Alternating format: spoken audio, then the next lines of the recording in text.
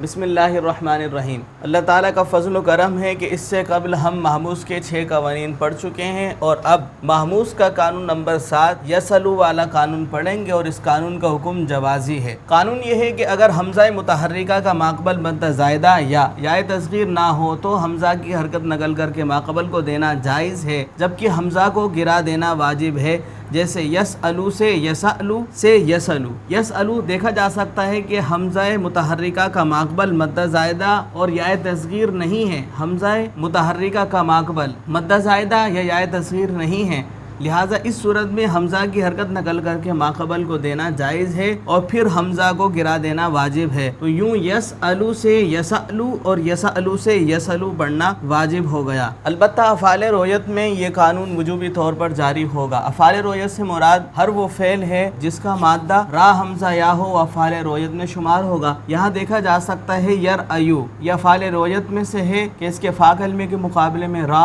عین کے مقابلے میں حمزہ اور لام کے مقابلے میں یا ہے، یعنی یرایو افعال رویت میں سے ہے۔ تو یہی صورتحال ہے کہ یہاں پر حمزہ متحرکہ کا ماقبل یہاں پہ را ہے، اور ماقبل جو ہے نہ مد زائدہ ہے اور نہ ہی یائے تصغیر ہے، لہٰذا اس حمزہ کی حرکت نقل کر کے ماقبل کو دینا واجب ہے، حمزہ کو گرا دینا بھی واجب ہوگا۔ یہاں پر یہ اسٹیپ یہ ہے کہ یہاں پہ افعال رویت میں سے ہے یہ، تو اس لیے اس حمزہ کی حرکت نقل کر کے ماقبل کو دینا واجب ہوگا، جبکہ افعال رویت کے علاوہ جتنے بھی اسماء و افعال ہوں تو وہاں پر یہ والا قانون یعنی یسلو والا قانون جوازی طور پر جاری ہوتا ہے۔